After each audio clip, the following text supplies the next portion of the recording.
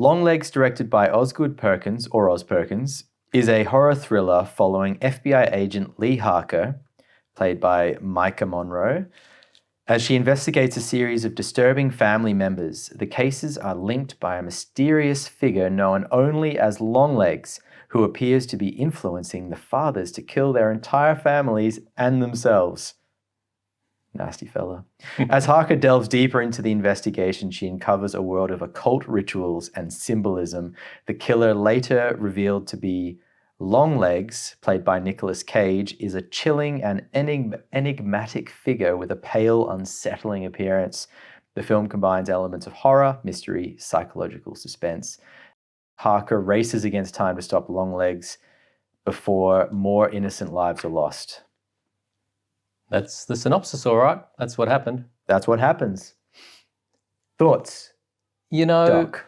It sat with me for a couple of weeks and I wasn't really sure. I think I said I was worried straight after. It's not my favourite film of all time, but I warmed to it over the couple of weeks. Okay. And look, there's some obvious things that I'll get into, but what did you think? I'm sensing that maybe you didn't. I didn't warm to it any more than my initial thoughts when I came out of the theatre.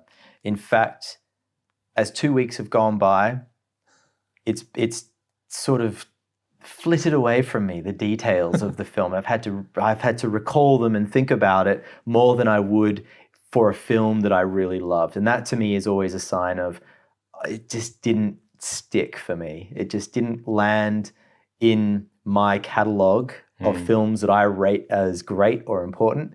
And I'm probably going to forget about it over time even more. And I'm starting to wonder how it's going to sit there in the zeitgeist of sort of horror thriller films with the general public, and if it's the same thing. It's kind of a moment in time film. It's disturbing, so it's grabbed attention. Nicolas Cage is Nicolas Cage times 1,000, so that grabs attention. But is it a film that people are going to remember a year from now? I'm not so sure. I think it'll make some lists, like when people are looking back at like the history of serial killer movies, Sure. or movies where villains have, painted faces.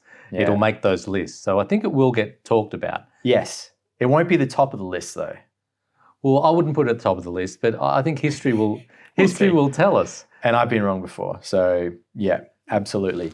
Very, very rarely. But I would ask you one question. Yeah. Did the beginning of this film rate as one of your, not top beginnings, but I'll preface this by giving it away, that I loved the beginning of this film and it kept that goodwill for quite some time before it started to fade. Yeah, I'll give you that. It was a sweet beginning. It grabs you. It grabs you out the gate, which is good.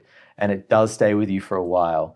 And I'm with you on that. I think maybe a third of the way or halfway through the film, I started to lose a little bit of faith in it. It started to fall apart a little bit for me. But the beginning was ace, for sure. Yeah. It was the energy and also just the weird angles that Perkins does. And I'm not sure it's all up to him. I listened to an interview with him today and got heaps of cool things about it, which may be influencing how it's sitting with me actually. But he said that they stuffed the start up, like that scene.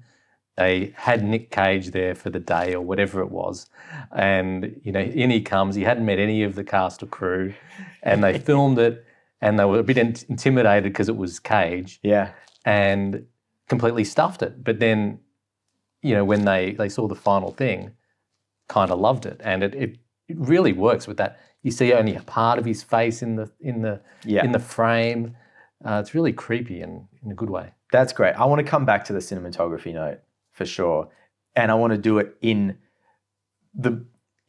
discussion on the other films that we're going to talk about.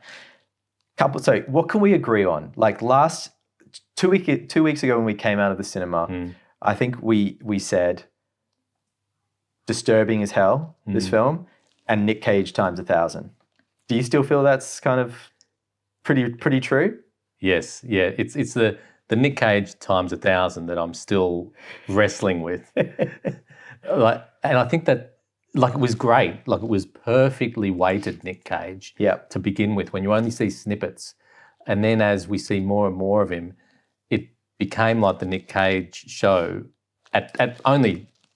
He's so sparingly used. But when he comes on, it's like a bit that he's doing. Absolutely. And the biggest bit was the kind of climax of his story arc, which is quite violent. We don't need to necessarily get into the specifics. Yeah.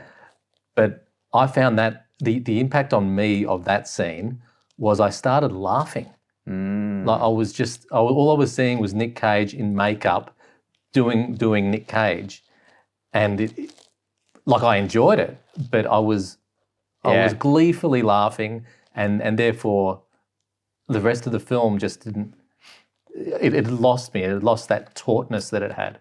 It's a loaded character, that one that he's playing. Yeah. There's a lot going on there, and so I can see how it can teeter on the ridiculous, and it does. It's about writing that line just perfectly, and I think for some audiences it does.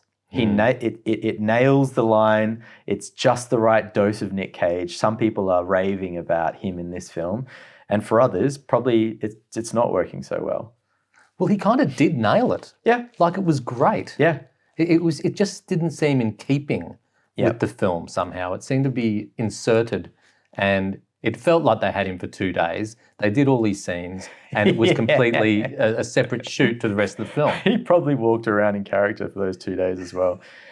Well, he said in the interview that he rocked up. The first they saw of him, he's in character. So always, he's in full makeup. That's the case. And he just stayed that way for 2 days straight. Yeah. My God, that's great. Okay, so I think, yes, we're on the same page with a few of these points. Yeah. I think I've said this film, I don't know if I love it. Your final sort of verdict on it, how are you feeling about it?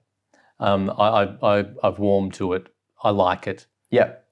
I think it's when Nick Cage left, when my mood changed, and then he was replaced with the supernatural, devil in a doll narrative. Yeah. I just don't buy that type of thing unless it's done really, really well. I agree with that. Yeah.